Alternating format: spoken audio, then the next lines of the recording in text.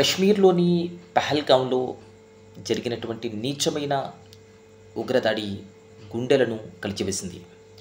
ఈ హింసాత్మక చర్య నిజానికి మానవత్వం యొక్క పవిత్రతనే కాలరాసింది. ఇటువంటి క్రూరమైనటువంటి చర్యలను, దాడులను ఒక భారతీయుడుగా, ఖురాన్ను అధ్యయనం చేసిన వ్యక్తిగా, భగవద్గీత శాస్త్రాన్ని అధ్యయనం చేసినటువంటి వ్యక్తిగా నేను పూర్తిగా, గట్టిగా, తీవ్రంగా ఖండిస్తున్నాను. ఈ సందర్భంగా ప్రభుత్వాలకు నా వినతి ఏమిటంటే, ఇలాంటి వారు చేస్తున్నటువంటి చర్యలను ఓ కంట కనిపెడుతూ ఇలాంటి వారిపై ఉక్కుపాదం మోపవలసినటువంటి ఆవశ్యకత ఎంతైనా ఉంది అనేది ప్రభుత్వాలు గుర్తించవలసి ఉంది.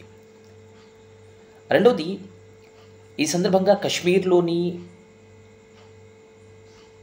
ముస్లింలు ఎవరైతే ధైర్య సాహసాలను ప్రదర్శించి పర్యటనకు వచ్చినటువంటి హిందూ ముస్లింలను కాపాడేందుకు తమ ప్రాణాలను సైతం పణంగా పెట్టడానికి సిద్ధపడ్డారు. అలాంటి కశ్మీరీ స్థానికులకు నేను హృదయపూర్వక కృతజ్ఞతలు తెలియజేస్తున్నాను. ఇక రెండవది, ఈ సందర్భంగా వ్యాపిస్తున్నటువంటి వదంతులను నమ్మవద్దని, అధికారిక ప్రకటనలు లేకుండా వాట్సాప్ స్టేటస్లలో కేవలం ఒక డీపీ క్రియేట్ చేసుకుని స్టేటస్ పెడుతూ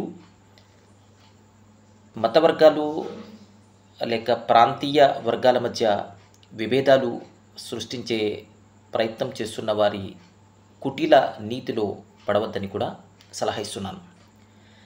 ఇక ఎవరైతే ఉగ్రదాడి చేశారో నిజానికి వారు ముస్లింల వేషంలో ఉన్నారు, వారి సాంప్రదాయిక వేషంలో ఉన్నారు కాబట్టి వారు ముస్లింలు కదా అనే భావన సాధారణంగా వస్తూ ఉంటుంది. అది సహజమే. అయితే నిజమైన ముస్లిం ఎవరు? ముస్లిం అంటే దైవ భక్తుడు అని. ఎవరు అని అన్నదానికి దైవ ప్రవక్త ముహమ్మద్ సల్లల్లాహు అలైహి వసల్లం ఒక నిర్వచనం ఇచ్చి ఉన్నారు. ఆ నిర్వచనం ప్రకారం ఆయన ఒకానొక సందర్భంలో అంటారు, ఎవరైతే అల్లాహ్ను అంటే ఆ పైవాడిని మరియు అంతిమ దినాన్ని అంటే తమ కర్మలకు ఒకరోజు ప్రతిఫలం లభించనుంది అని విశ్వసిస్తారో అలాంటి వారు మాట్లాడితే సత్యమే పలకాలి, అతిథులను గౌరవించాలి అని చెప్పి ఉన్నారు ముహమ్మద్ వారు. అదేవిధంగా ఖురాన్లోని 5వ అధ్యాయము 32 వాక్యాన్ని గమనించినప్పుడు, ఎవరైనా అన్యాయంగా ఒక వ్యక్తిని హతమార్చినట్లయితే ఆ వ్యక్తి సమస్త మానవాళిని హతమార్చినట్లే. ఎవరైనా ఒక వ్యక్తిని కాపాడినట్లయితే అతడు సమస్త మానవాళిని కాపాడినట్లే అని ఖురాన్లోని 5వ అధ్యాయము 32 వాక్యం చాలా స్పష్టంగా చెప్తుంది. కాబట్టి ఒక ముస్లిం అంటే దైవ భక్తుడు ఎవరు అంటే అతిథులను సత్కరించేవాడు, ప్రాణాన్ని కాపాడేవాడే. కానీ అతిథులపై దాడులు చేసేవాడు, ప్రాణాలు తీసేవాడు ఒక ముస్లిం ఎంత మాత్రము కాలేడు. ఒకవేళ అతడి వేషము, అతడి పేర్లు ముస్లిం లాంటివి ఉన్నా సరే ఈ విషయాన్ని కూడా గమనించవలసి ఉంది. ఇదేమైనప్పటికీ కశ్మీర్లోని స్థానిక ప్రజలు ఎవరైతే తమ ప్రాణాలను ఒడ్డి పర్యాటకులను కాపాడడానికి ప్రయత్నం చేశారో, ముఖ్యంగా ఆదిల్ లాంటి వ్యక్తులు కావచ్చు, ఇతర కశ్మీరీ స్థానికులు కావచ్చు, వారందరినీ అభినందిస్తున్నాము.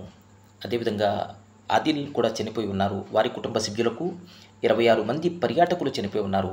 ఆ కుటుంబ సభ్యులకు కూడా ప్రగాఢమైన సానుభూతిని మనస్ఫూర్తిగా తెలియజేస్తూ, ఇలాంటి చర్యలకు పాల్పడినటువంటి వ్యక్తులపై ప్రభుత్వాలు కఠినాతి కఠినమైనటువంటి శిక్షలను విధించాలని కోరుకుంటూ, కశ్మీర్లో జరిగినటువంటి ఉగ్రదాడిని యావత్ ముస్లిం సమాజము ఏకగ్రీవంగా ఖండిస్తుంది అనే విషయాన్ని తెలియజేస్తున్నాను. జై హింద్.